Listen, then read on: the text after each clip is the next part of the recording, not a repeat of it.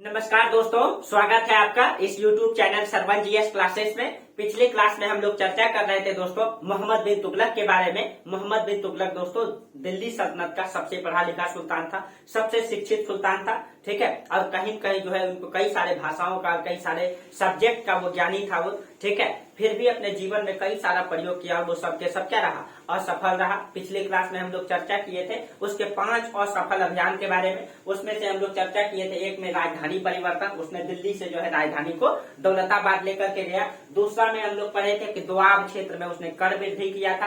तीसरा में हम लोग पढ़े थे वो सांकेतिक मुद्रा का प्रचलन किया था। चौथा में हम लोग उनका खुरासान अभियान को पढ़े थे और 5वां उनका कराची अभियान को पढ़े थे, और वो सब के सब जो है असफल रहा था, ठीक है। और उसके बाद जो है दोस्तों जब असफल हो गया उनका सारे के सारे अभियान, ठीक है, तो उसके समय में कई सारे विद्रोह भी हुए, ठीक है। और उनके समय में उलेमा वर्ग मतलब अमीर वर्ग जो है कि उनके खिलाफ में था, ठीक है। अमीर वर्ग भी उनके खिलाफ में था, और इस कारण से जो है एमबीटी का जो साम्राज्य रहा कहीं कहीं एक प्रकार से उनके लिए दुर्भाग्यपूर्ण रहा न, दुर्भाग्यपूर्ण रहा, क्योंकि उसने अपने जीवन में जो है मतलब परिस्थितियों को समझ नहीं पाया, ठीक है। और इसके कारण से उसका साम्राज्य जो है हमेशा बगावती मतलब परिस्थितियों से वो जूझता रहा, ठीक है। तो चलिए आज थोड़ा सा हम लोग चर्चा कर लेते हैं कि मोहम्मद बिन तुगलक के समय में कुछ विद्रोह हुए थे। उस विद्रोह को हम लोग देख लेते हैं कि किस प्रकार से उसने विद्रोह को दबाने का प्रयास किया, ठीक है, लेकिन किस प्रकार से उनके समय में क्या क्या हुआ, चलिए हम लोग देखते हैं। तो उसके समय में जो मतलब विद्रोह हुआ था, ठीक है, उसमें से दक्षिण भारत में हुआ था बहाउद्दीन गुरसप्स का विद्रोह, ठीक है, दक्षिण भारत में। हाँ, उसी के समय हम लोग चर्चा किए थे दोस्तों कि जब उसने राजधानी को दिल्ली से दौलताबाद लाया, तब राजधानी जब असफल हो गया तो दक्षिण भारत में 2 साम्राज्य बना। एक यहाँ पे बन गया आपका बहमनी साम्राज्य न, बहमनी साम्राज्य, और दूसरा इधर बन गया आपका इसके दक्षिण में विजयनगर साम्राज्य, ठीक है। इसके बारे में हम लोग डिटेल से चर्चा करेंगे दोस्तों, ठीक है। एक भी इतिहास को हम लोग छोड़ेंगे नहीं, सबको एक एक करके डिटेल से पढ़ेंगे। विजयनगर और बहमनी साम्राज्य को भी हम लोग आगे पढ़ेंगे, ठीक है। देखिए सबसे पहले उसके समय का विद्रोह को देख लें कि उसके समय जो विद्रोह हुआ था दक्षिण भारत में हुआ था। उसके समय में बहाउद्दीन गुरसप्स का विद्रोह, ठीक है। तो मोहम्मद बिन तुगलक के समय दक्षिण भारत में किया था बहाउद्दीन गुरसप्स, बहाउद्दीन गुरसप्स,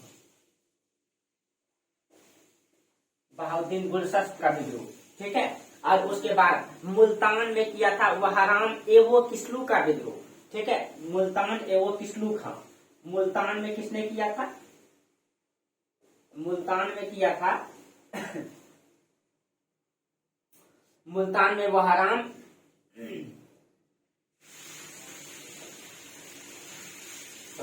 वहराम एवं किस्लू खां, एवं किस्लू खां का विद्रोह, ठीक है। और उसके बाद बंगाल में किया था गयासुद्दीन, ठीक है। बंगाल में इसके समय में विद्रोह किया गयासुद्दीन ने,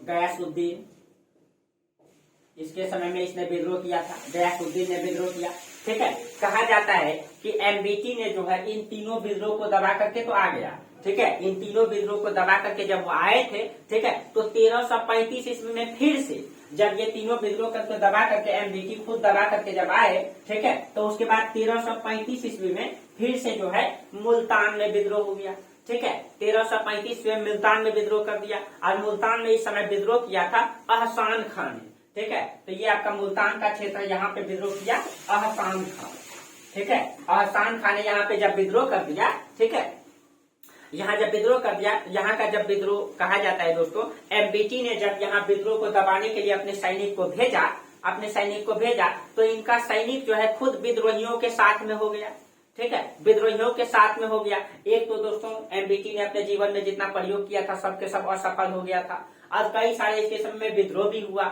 उसके बाद जब मुल्तान में विद्रोह किया अहसान खान ने, तो एमबीटी ने अपने सैनिकों को भेजा, लेकिन जब आप मतलब इनका सैनिक जब वहां पे गया दोस्तों, कहा जाता है इसका सैनिक जो है विद्रोहियों का ही साथ हो गया, ठीक है। तो एमबीटी के पास जो है कपार पीटने के अलावा और कोई परिस्थिति बचा नहीं था। चुपचाप वो दिल्ली में बैठ करके पछतावा कर रहा था दोस्तों, ठीक है, कि मैंने क्या कर दिया अपने जीवन में, ठीक है। कभी कभी लगता है दोस्तों किसी भी लोगों को कि जिंदगी मतलब कभी कभी लगता है कि जिंदगी कुछ भी नहीं है, और अपने लिए कुछ भी जिंदगी में नहीं बचा है, ठीक है। एक समय परिस्थिति ऐसी आ जाती है कि लोगों को लगता है कि अब जिंदगी में कुछ बचा नहीं है, लेकिन दोस्तों जिंदगी बहुत बड़ी है। ठीक है, परिस्थितियां सबको घेरती है, परिस्थितियां सबके सामने आती है, और कहते हैं कि जो विषम परिस्थितियों का सामना करके आगे बढ़ता है वही एक दिन बेहतर इंसान बन पाता है।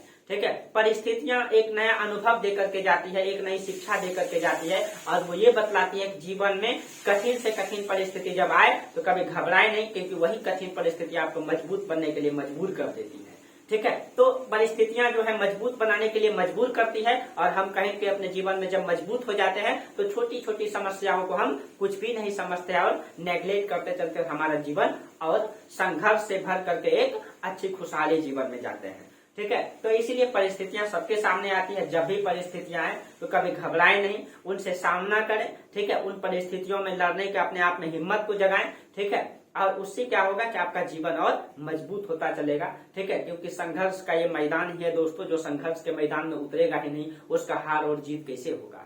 ठीक है, तो ये संघर्ष का, जिंदगी एक संघर्ष का मैदान है, और इस जिंदगी में जो मानव रूपी जो इस जीव के रूप में धरती पे जन्म लेता है उसके साथ हर जीवन में हर समय समस्याएं आती है। लोगों को लगता है कि जॉब ले लेंगे समस्याएं खत्म हो जाएगी, जॉब लेने के बाद समस्याएं और बढ़ जाती है। ठीक है, लोगों को लगता है कि अपने जिंदगी सेटल कर लेंगे समस्याएं खत्म हो जाएगी, सेटल होने के बाद जिंदगी और मतलब जूझते चली जाती है। ठीक है, यानी कि जो जो आपको लगता है कि जिंदगी में कुछ कर करके, ठीक है, अस्थायित्व हो जाएंगे, जिंदगी कभी अस्थायित्व होने नहीं देती है।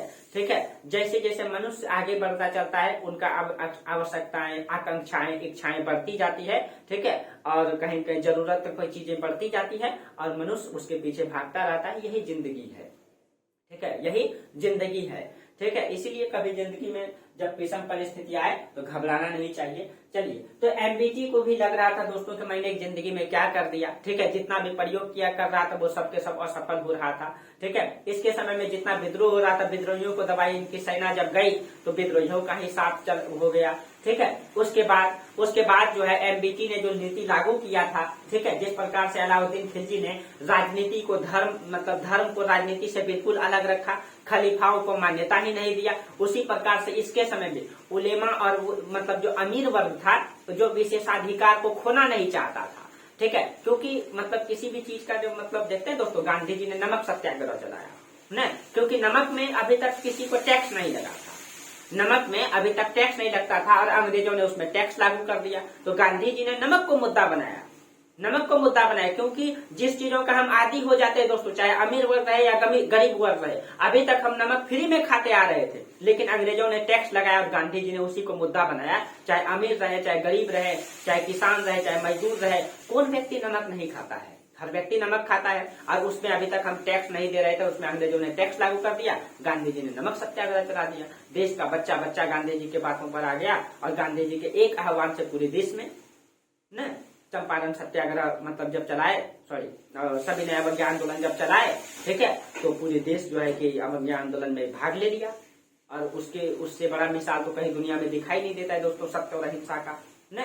उसमें सत्याग्रहियों को लाठी पे लाठी बरसाया जा रहा था, लेकिन सत्याग्रही जो है लाठी खाने के लिए तैयार रहते थे, लेकिन कभी भी वो वार उल्टा नहीं करते थे। गांधी जी इस तरीके से प्रशिक्षित करते थे अपने सत्याग्रहियों को। ठीक है, तो इसके समय में भी वही चीजें था दोस्तों, मनुष्य किसी भी चीज का आदी हो जाता है। यानी कहने का मतलब है कि उलेमा वर्ग, अमीर वर्ग, अभी तक इसके साम्राज्य में जो है विशेष अधिकार उनको दिया जाता था, विशेष अधिकार दिया जाता था। लेकिन एमबीटी क्या कर दिया? एमबीटी जो है खुद पढ़ा लिखा था, वो एमबीटी जो है धर्म शास्त्र, इतिहास, राजनीति, दर्शन शास्त्र, कई सारे सब्जेक्ट का ज्ञाता था। और ये खुद जो उलेमा वर्ग था, जो अमीर वर्ग था, उसकी गलतियों को पकड़ता था, उलेमा वर्गों की गलतियों को पकड़ता था। ठीक है, इब्न बतूता लिखता है कि एमबीटी जो है उलेमा वर्ग को इतना हीन मानने लगा था कि वो उसे सामान्य आदमी से अधिक कुछ भी नहीं मानता था।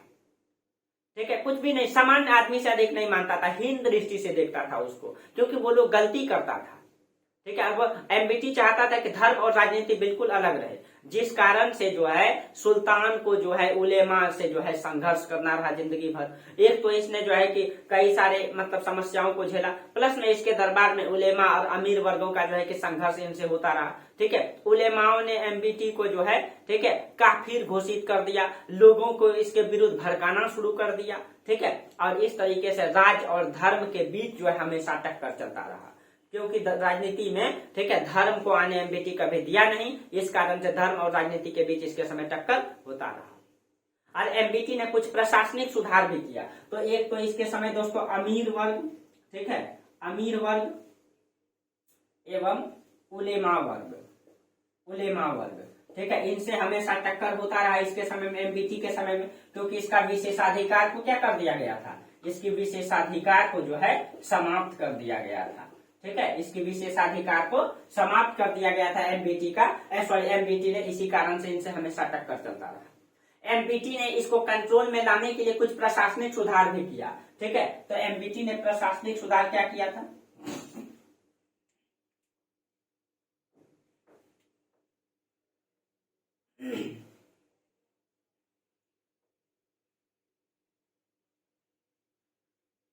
देखिए एमबीटी ने जो है इस प्रशासनिक सुधार में क्या किया, प्रशासनिक सुधार, देखिए प्रशासनिक सुधार में इसने जो है इन विद्रोहों से निपटने के लिए एमबीटी ने जो है दो प्रशासनिक कदम उठाए। सबसे पहले इसने क्या किया, इसने जो है इन विद्रोहों से निपटने के लिए दो प्रशासनिक कदम उठाए। ठीक है, इसमें से एक नंबर में उसने क्या किया, सप्ताह में 2 दिन स्वयं न्याय करने का काम किया। ठीक है, तो सप्ताह में जो है, सप्ताह में 2 दिन, ये 2 दिन जो है स्वयं न्याय करते थे, स्वयं न्याय करने का काम किया। ठीक है, ये खुद न्याय करने लगे थे। ठीक है, दूसरा इसने क्या किया, ठीक है, नया वफादार नौकरशाही को तैयार किया और प्रशासन पर अपना पकड़ मजबूत किया। तो इसमें क्या किया, नया ठीक है प्रशासनिक नौकरशाही को भर्ती किया, नया वफादार नौकरशाही प्रशासनिक वर्ग को नियुक्त किया, प्रशासनिक वर्ग को नियुक्त किया जो एमबीटी के बातों से ये गाइड करे। ठीक है, और इससे जो है इस कदम से क्या हो गया, इस कदम से जो है उलेमा वर्गों का, ठीक है, काजी यानी न्यायाधीशों का जो प्रभुत्व को जो है इसने खत्म कर दिया ने, जो उलेमा वर्ग का था, जो काजी वर्ग था, इसका प्रभुत्व को खत्म कर दिया। दूसरे कदम से इसने उलेमाओं का जो है शिकस्त कर दिया, और इस कारण से जो है इन लोगों ने विद्रोह करना शुरू कर दिया। ठीक है, दरबार में विद्रोह करना शुरू कर दिया, क्योंकि वो खुद न्याय करने लगे तो काजी का काम खत्म कर दिया। ठीक है, और इस कदम से वफादार जो नौकरशाही को इसने तैयार किया, उलेमा वर्ग अमीर वर्गों को जो है अपने कंट्रोल में ले लिया, जिस कारण से उन लोगों ने विद्रोह करना तैयार कर दिया। ठीक है, और एमबीटी की अगर धर्म की अगर बात करें तो मध्यकाल में जो है धर्म राज्य का जो है कि एक आवश्यक अंग था। मध्यकाल में जितने भी राजाओं ने शासन किया, अलाउद्दीन खिलजी को छोड़ करके धर्म को आधार बना करके शासन किया, ने धर्म के खिलाफ कभी भी नहीं गया और धर्म को आवश्यक अंग मानता था। किंतु एमबीटी जिस तरीके से उलेमाओं पर नियंत्रण किया, ठीक है, नियंत्रण किया कि बर्नी और ईसामी जैसे इतिहासकार लिखते हैं कि बर्नी और मतलब ईसामी जैसे इतिहासकार उसको अधर्मी घोषित कर दिया, उलेमाओं ने उसे जो है काफिर घोषित कर दिया। ठीक है, काफिर घोषित कर दिया। उसके बाद कहा जाता है दोस्तों कि इसी के समय में सिंध में एक जगह पड़ता है, सिंध के ठट्टा में, ठीक है, सिंध, इसी के समय में सिंध के एक स्थान पड़ता है ठट्टा। ठीक है, सिंध के ठट्टा में इसके समय में विद्रोह हुआ। ठीक है, और इसी विद्रोह को जो है एमबीटी दबाने के लिए गया था और उसी विद्रोह को दबाने में एमबीटी की मृत्यु हो जाती है। ठीक है, इसी विद्रोह को दबाने में जो है एमबीटी की मृत्यु हो जाती है। जब एमबीटी की मृत्यु हो जाती है, सिंध के क्षेत्रों में जब ठट्टा में जब गया था विद्रोह को दबाने के लिए, तो इसका कोई पुत्र नहीं था, इसके कोई उत्तराधिकारी नहीं था, इसीलिए इसका चचेरा भाई था, ठीक है, एफएसटी फिरोज शाह तुगलक, उसी ने जो है उलेमा वर्ग और अमीर वर्गों के सहयोग से जो है सत्ता स्थापित किया। ठीक है, तो इसके बाद जो शासन में आया फिरोज शाह तुगलक, जिसने जो है उलेमा वर्ग और अमीर वर्गों के सहयोग से गद्दी हासिल किया। ठीक है, तो चलिए अब हम लोग चर्चा करेंगे एफएसटी के बारे में, फिरोज शाह तुगलक के बारे में। ठीक है, वो फिरोज शाह तुगलक दोस्तों जिसने तुष्टीकरण की नीति अपनाया, एमबीटी के जस्ट विरोध में काम किया, विपक्ष में काम किया, क्योंकि वो जो है भारतीय उलेमाओं का, ठीक है, यानी कि उलेमा वर्गों का और अमीर वर्गों का वो समर्थन चाहता था ताकि वो अच्छी तरीके से सत्ता चला पाए। ठीक है, तो चलिए अब हम लोग चर्चा करते हैं फिरोज शाह तुगलक के बारे में। चलिए, तो फिरोज शाह तुगलक,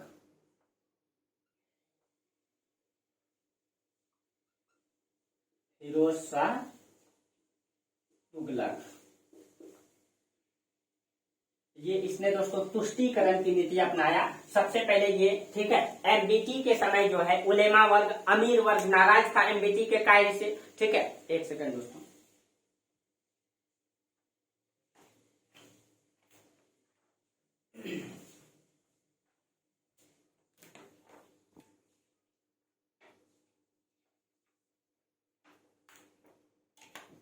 देखिए एमबीटी के समय जो है उलेमा वर्ग, अमीर वर्ग जो है नाराज थे एमबीटी के कार्य से। ठीक है, एमबीटी के कार्य से, क्योंकि उसने जो है राजनीति में उसका हस्तक्षेप होने नहीं दिया, जिस कारण से जो है फिरोज शाह तुगलक ने क्या किया, फिरोज शाह तुगलक ने उलेमाओं का, अमीरों का सपोर्ट पा करके, ठीक है, वो सिंध के ठट्टा में ही अपना राज्याभिषेक करवाया, सिंध के ठट्टा में ही अपना राज्याभिषेक करवाया और अमीर वर्गों के सहयोग से अपना गद्दी हासिल किया और जस्ट एमबीटी का जो अपोजिट काम किया। ये जितना काम एमबीटी किया था उससे जो है जस्ट अपोजिट काम करेगा एफएसटी।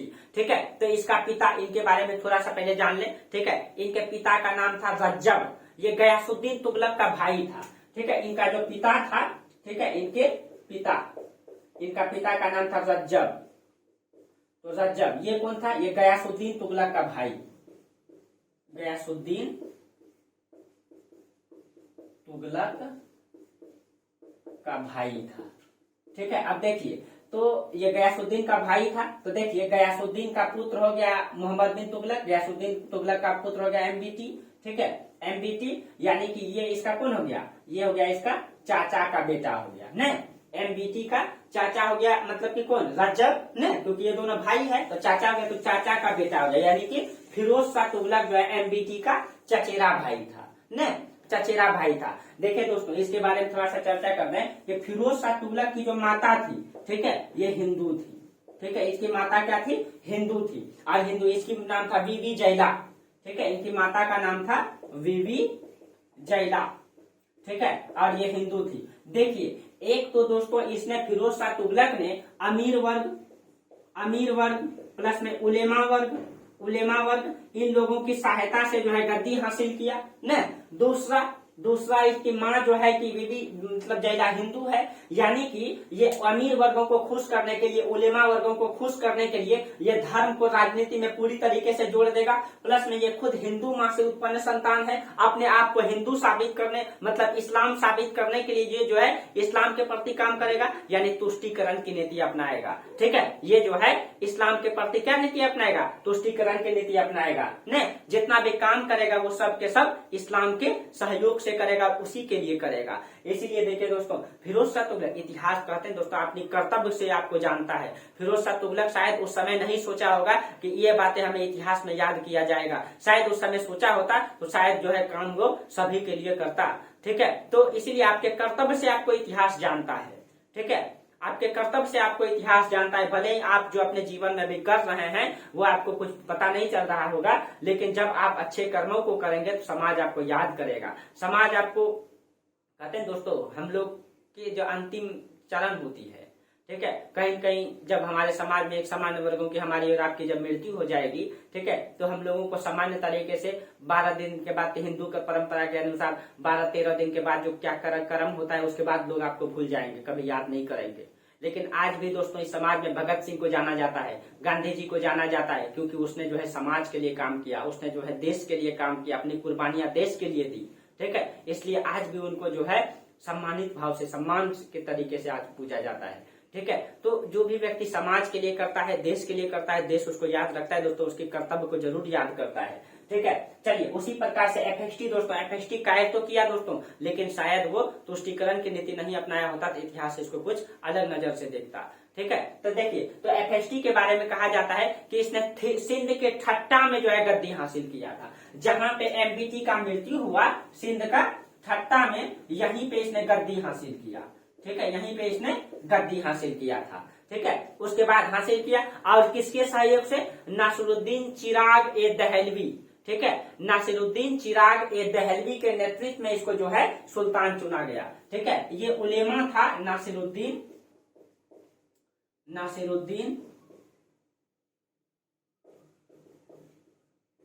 चिराग ए दहलवी, ठीक है, इसी के नेतृत्व में इसको सुल्तान चुना गया। ठीक है, इसी के नेतृत्व में इसको जो है सुल्तान चुना गया और हालांकि इसे जो है अमीरों का सहयोग था, उलेमाओं का भी सहयोग था। ठीक है, तो इसी कारण से जो है इसने अमीरों के को खुश करने के लिए, उलेमाओं को खुश करने के लिए काम करेगा। देखिए, इसका जो मूल नाम था, इसका नाम था मूल नाम कमालुद्दीन फिरो। ठीक है, इनका मूल नाम क्या था? मूल नाम कमालुद्दीन फिरो, कमालुद्दीन फिरो। ठीक है, इनका ये मूल नाम था कमालुद्दीन फिरो। इसका अन्य नाम देख लीजिए, इसको दोस्तों सल्तनत काल का जयसिंह कहा जाता है। इसको सल्तनत काल का जयसिंह क्यों कहा जाता है? ठीक है, इनकी उपाधि की अगर हम बात करें तो इसको जो है सल्तनत काल का जयसिंह, सल्तनत काल का जयसिंह। ठीक है, जयसिंह दोस्तों आपको पता है कि जयसिंह जाना जाता है। ठीक है, ये जो है कि राजस्थान के जयपुर के शासक थे ना, और जयसिंह जो है कि ऐतिहासिक दृष्टि से जो है कई सारे भवन निर्माण के लिए वो जाने जाते हैं। उसने जो है कि आधुनिक घड़ी, उस समय जो है कि एक घड़ी बनाया था। ठीक है, ऑटोमेटिक चलने वाला, उसने जल घड़ी का निर्माण किया था। उस समय उसने नक्षत्र की ज्ञान के लिए जो उसने नक्षत्रशाला की स्थापना किया था। तो जयसिंह को जो है भवन निर्माण के लिए जाना जाता है। उसने उस समय कई सारी चीजों का निर्माण किया था। उसी तरीके से जो है एफएसटी ने जो है कई सारे काम किया था, इसलिए इसको जो है सल्तनत काल का जयसिंह कहा जाता है। आगे इसके बारे में चर्चा करेंगे। इसको सल्तनत काल का अकबर भी कहा जाता है दोस्तों। ठीक है, लेकिन इसका कार्य दोस्तों कुछ अलग था। ठीक है, इसको जो है सल्तनत काल का अकबर कहा जाता है, काल का अकबर कहा जाता है।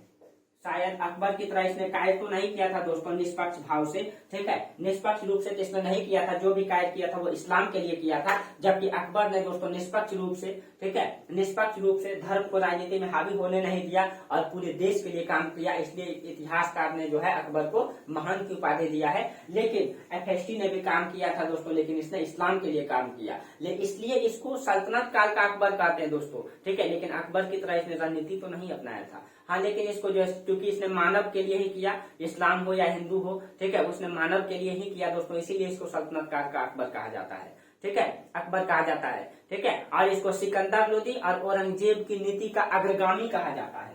ठीक है, इसको जो है सिकंदर लोदी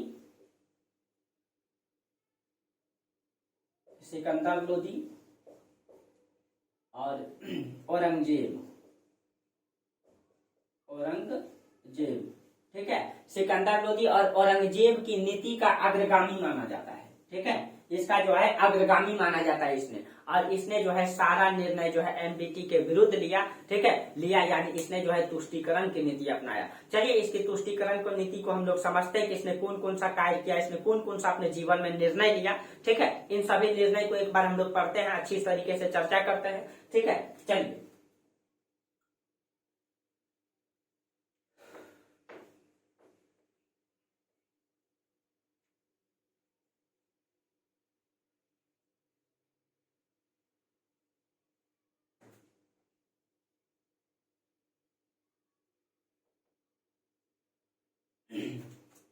तो देखिए, एफएसटी के निर्णय इसने अपने जीवन में कौन कौन सा निर्णय लिया। ठीक है, चलिए एफएसटी का निर्णय को हम लोग देखते हैं कि इसने अपने जीवन में कौन कौन सा निर्णय लिया। तो देखिए दोस्तों, इसने जो है अमीर वर्ग और सैनिक वर्ग के पदों को वंशानुगत कर देता है। देखिए, इसके कार्य को थोड़ा सा समझिएगा दोस्तों। ये क्या करता है, अमीर वर्ग, ठीक है, एवं सैनिक वर्ग के पदों को क्या कर दिया, के पदों को वंशानुगत कर दिया, कहीं कहीं दोस्तों वंशानुगत कर दिया। कहीं जितना भी अमीर वर्ग था, यानी कि एमबीटी यानी कि जो सल्तनत काल के प्रशासन में अमीर वर्ग होता था, प्लस में सैनिक वर्ग होता था जो, ठीक है, जो सैनिक वर्ग होता था, ठीक है, सैनिक वर्ग होता था, जो अमीर वर्ग होता था, अमीर वर्ग प्रशासन में रहता था और सैनिक तो सैनिक सेवा देता था। इसको इसने वंशानुगत कर दिया दोस्तों। कहीं कहीं इनकी सबसे बड़ी भूल है, ठीक है, क्योंकि उस पोस्ट पे जो है अमीर वर्ग होता था जो इस्लाम होता था, सैनिक जो होता था वो इस्लाम होता था, और इसको वंशानुगत कर दिया। जब वंशानुगत कर दिया, ठीक है, यहाँ तक इसने यह भी बोला था कि अगर सैनिक जो है, जिस सैनिक को इसने भर्ती लिया है, सैनिक अगर किसी काम से चल गया है, वो अपने रिश्तेदार को, वो अपने गुलाम को, अपने बेटों को भी सैनिक सेवा में भेज सकते हैं। तो कहीं कहीं इनकी ये अयोग्यता है।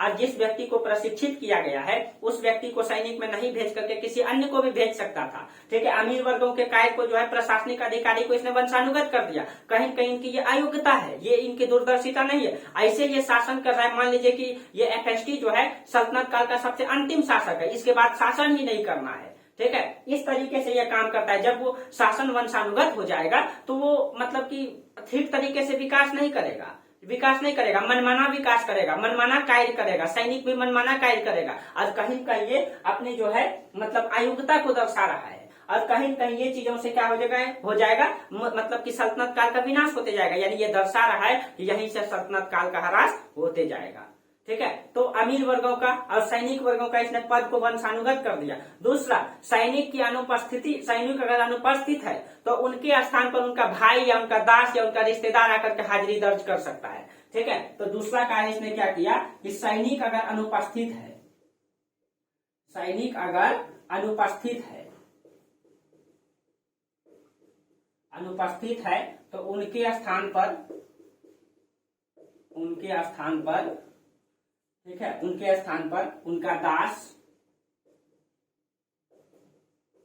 उनका भाई या रिश्तेदार या कोई भी रिश्तेदार, ठीक है, रिश्तेदार आकर के हाजिरी दर्ज कर सकता है, ठीक है, हाजिरी दर्ज कर सकता है। आप सोचिए दोस्तों, भारत में मान लीजिए अभी सैनिक है, जो सैनिक है उसको विशेष ट्रेनिंग मिला है, ठीक है, और उसके स्थान पर अगर उनके भाई को भेज दिया जाए, क्या वो उतना ही योग्य होता है? क्या उतना ही प्रशिक्षित होता है? क्या इस प्रकार से युद्ध जीता जा सकता है? नहीं जीता जा सकता है। लेकिन इसने जो है सिर्फ और सिर्फ इस्लाम वर्गों को खुश करने के लिए ऐसा किया। यानी कहीं कहीं इनकी ये अयोग्यता थी,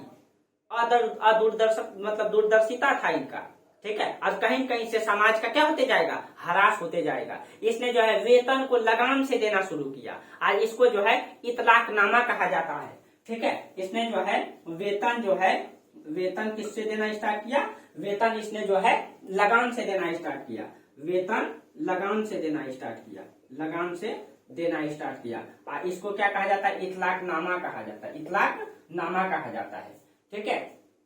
उसके बाद इसने इक्तेदारी व्यवस्था को मतलब वंशानुगत कर दिया, और ये सबसे बड़ी भूल है, ठीक है। इसने जो है इक्तेदारी व्यवस्था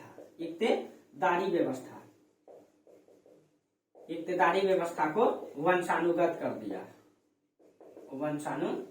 दिया, देखिए। यानी कि एक स्थान में सल्तनत काल के सुल्तान होते थे, ठीक है, तो इसके जो है कई सारे इक्ते क्षेत्रों में बांटा जाता था। यहाँ पे इक्तेदार होता था, यानी कि एक क्षेत्र का सूबेदार या इक्तेदार होता था न, इक्तेदार होता था जो योग्यता के आधार पर हमेशा निर्धारित किया जाता था। और इक्तेदार को इसने क्या किया? वंशानुगत बना दिया, ठीक है। इक्तेदार को इसने क्या किया? वंशानुगत बना दिया। और जब वंशानुगत बना देगा, ठीक है, तो कहीं कहीं वो मनमाना तरीके से काम करेगा और राज्य में जितना होगा अधिक टैक्स वसूलेगा, भ्रष्टाचार बढ़ जाएगा और समाज का पतन की ओर जाने लगेगा। कहीं कहीं इनकी जो है ये सबसे बड़ी भूल है।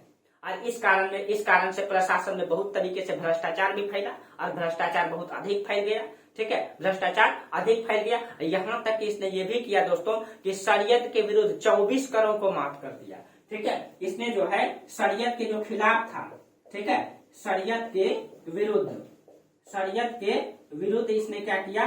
24 करों को माफ कर दिया, 24 करों को माफ कर दिया, ठीक है। यानी कि जो शरीयत के अनुसार टैक्स लेना चाहिए उसी को लिया, बाकी सबको माफ कर दिया इसने, ठीक है, बाकी सबको माफ कर दिया। इससे क्या हो जाएगा? इसका आर्थिक राजकोष कमजोर होगा और कहीं कहीं ये सल्तनत काल विनाश की ओर जाएगा। और ये दिखा रहा है कि मोहम्मद बिन तुगलक यानी तुगलक वंश विनाश की ओर जा रहा है, ठीक है। इन्हें सिकंदर लोदी और जिंदापीर का अग्रगामी भी कहते हैं। जिंदापीर मतलब औरंगजेब का, ठीक है, औरंगजेब का। क्या कारण था दोस्तों? क्योंकि इसको अग्रगामी इसीलिए कहा जाता है क्योंकि इसने जो है औरतों को मजारों पर जाने पर प्रतिबंधित कर दिया था, ठीक है। और यही काम जो है आगे जाकर के औरंगजेब भी करेंगे, यही काम आगे जाकर के सिकंदर लोदी भी करेंगे, ठीक है। तो इसीलिए और ये काम सबसे पहले FST ने किया था कि महिलाओं को मतलब कि मजारों पर जाने से मतलब कि ये प्रतिबंधित कर दिया था, ताकि न महिलाएं मजार पे जाएगी न लोगों में कामुकता उत्पन्न होगा। इस कारण से जो है उसको पर्दे पर रखा गया,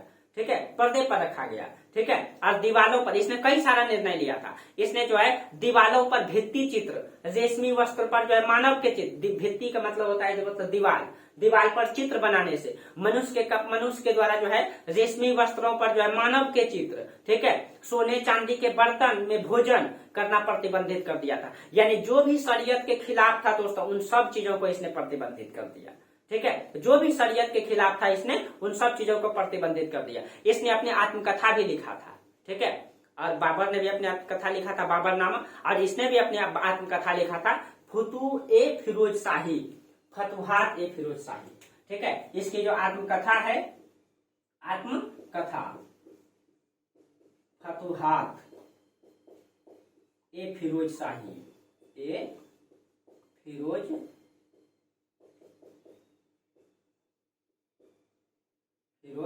शाही, ठीक है। और इसने अपनी आत्मकथा में इसकी भाषा फारसी है। इसने जो जिस भाषा में लिखा है ये फारसी भाषा में लिखा गया है, ठीक है। और इसने अपनी आत्मकथा में खुद लिखा है कि मैंने मिस्र की खलीफा से 2 बार खिलियत प्राप्त किया।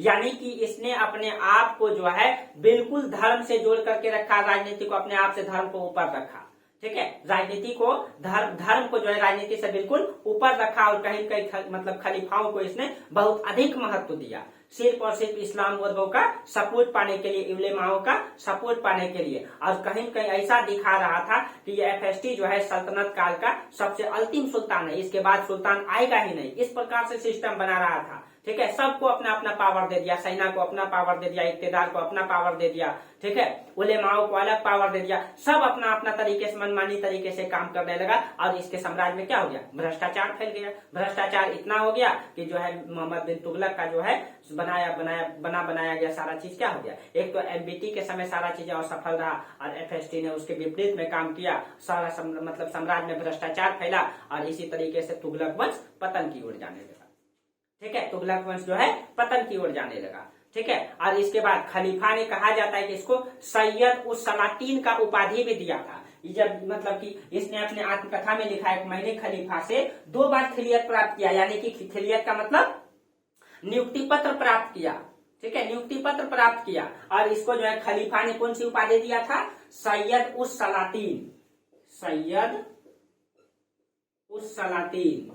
उस सलातीन की उपाधि दिया था, ठीक है। खलीफा ने इसको सैयद उस सलातीन की उपाधि दिया था, ठीक है। FST कहता है कि मैंने अपने राज्य की समस्त भूमिका, ये आगे कहता है कि मैंने, ये अपनी आत्मकथा में कहता है कि FST कहता है कि मैंने अपने राज्य के समस्त भूमिका आय निर्धारित किया है। और इसकी आय कितना है, इसका जो समस्त भूमिका आय निर्धारित किया गया था ये था 6,75,000 टन का। ये कहता है कि मैंने अपनी समस्त भूमिका आय निर्धारित किया है, ठीक है। और इनकी निर्धारित आय कितना था,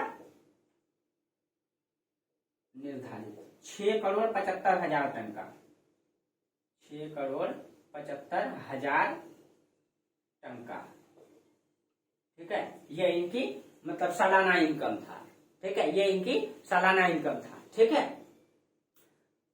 और उसके बाद जो है इसने सल्तनत काल का, इसको जयसिंह कहा जाता है, ठीक है, जयसिंह कहा जाता है क्योंकि इसने कई सारे नगरों का निर्माण किया था। जिस प्रकार से जयसिंह ने किया था उसी प्रकार से इसने भी कई सारे मतलब नगरों का निर्माण किया था, ठीक है। इसने जो है कौन कौन सा शहर बसाया था, तो देखिए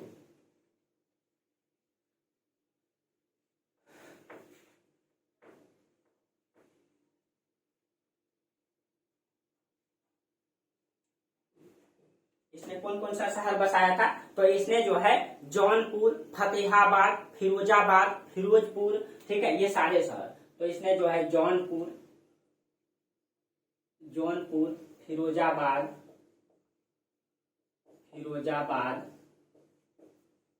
ठीक है, फतेहाबाद, ठीक है, जौनपुर, ठीक है, जौनपुर, फतेहाबाद, फिरोजाबाद, फिरोजपुर, ठीक है। एक शहर बसाया था इसने फिरोजपुर अपने नाम से, फिरोजपुर। ये सारे शहर का निर्माण इसने किया था। ठीक है, और जौनपुर को जो है सिराज ए हिंद भी कहा जाता है। ठीक है, जौनपुर को जो है सिराज ए हिंद, सिराज ए हिंद के नाम से भी जौनपुर को जाना जाता है ना। जौनपुर को सिराज ए हिंद के नाम से भी जाना जाता है। इसकी स्थापना इसने 1359 में किया था जूना खान के नाम पर। ठीक है, इसने जो है सिराज ए हिंद की स्थापना जो किया था 1359 में किया था जूना खान के नाम पे। जूना खान, तो जूना खान कौन है भाई? इसका भाई है, चचेरा भाई। इसी के नाम पे जौनपुर शहर इसने बसाया था अपने चचेरा भाई के नाम से। ठीक है, और इसकी स्थापना कब किया था इसने? जब बंगाल और उड़ीसा को नियंत्रित करने के करने के लिए इसको किया गया था। ठीक है, इसकी स्थापना क्या किया था जौनपुर को? इसकी स्थापना बंगाल को नियंत्रित करने के लिए और इसकी स्थापना उड़ीसा को नियंत्रित करने के लिए इसकी स्थापना किया था जौनपुर का। ठीक है, ताकि जो है ये उड़ीसा को और बंगाल को नियंत्रित कर पाए, इसलिए इसने यहाँ पे जौनपुर शहर बसाया था अपने चचेरा भाई जोना खान के नाम पर। ठीक है, जोना खान के नाम पर इसने जो है इस तरीके से बसाया था। ठीक है,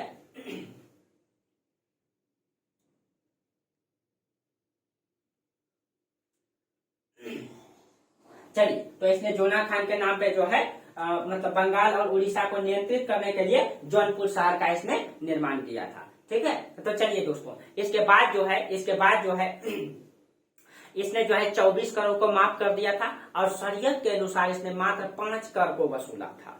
ठीक है, इसने जो है मात्र 5 करोड़ को वसूला था और वो 5 करोड़ कौन कौन सा था, तो थोड़ा सा उसकी हम चर्चा कर दें। शरीयत के अनुसार इसने मात्र 24 करोड़ को माफ करके 5 करोड़ को वसूला था।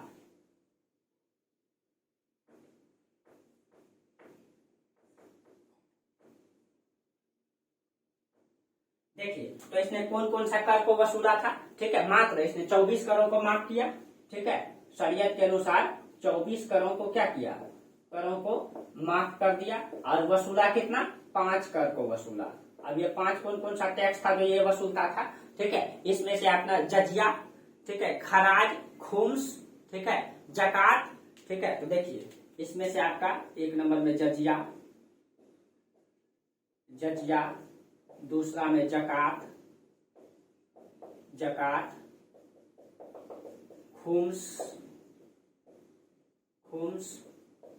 चौथा में खराज, और एक टैक्स था इनका शक ए हर्ब, उसको सिंचाई कर था ये शक ए हर्ब।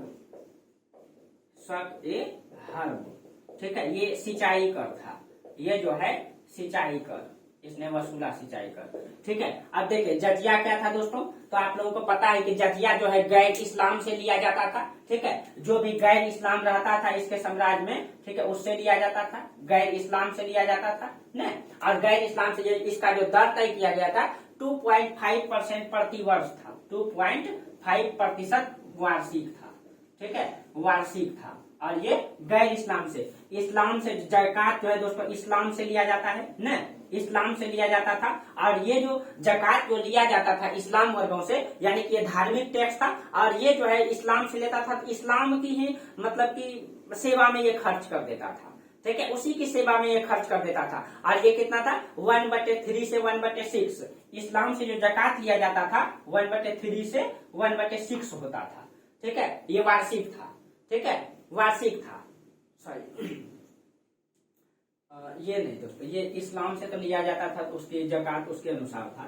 ठीक है, देखिए इसका ये नहीं था, इसका दूसरा था 1/3 या 1/6 जो है ना खराज लिया जाता था। ठीक है, खराज जो खराज होता था, ठीक है, खुम्स और खराज। जो खुम्स है, ये जो खुम्स होता था ये लूट का माल होता था। खुम्स जो है ये लूट का माल होता था, ये लूट का माल था। ठीक है, खुम्स, ये इसे ध्यान में रखेगा, खुम्स मतलब खून करके लिया गया। ठीक है, खुम्स मतलब खून करके लिया गया। और जो खुम्स होता था ये 4/5 जो है सैनिक में बांट देता था और 1/5 जो है एमबीटी रख लेता था।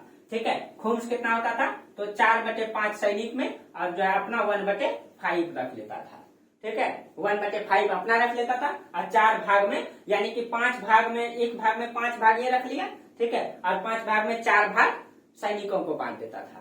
ठीक है, तो इसने जो है 4/5 सैनिक को, ठीक है, और 1/5 अपने आप ये पास में रखता था। ठीक है, उसके बाद खुम्स क्या होता था? ये खुम्स हो गया लूट का माल। और खराज जो होता था भू राजस्व कर होता था, भू राजस्व कर, राजस्व।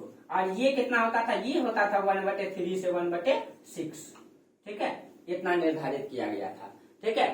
और जो शक ए हर्ब था ये सिंचाई कर था, शक ए हर्ब जो है सिंचाई कर था, ठीक है। और इसने जो है इसने कई सारे नहर का भी निर्माण किया था दोस्तों।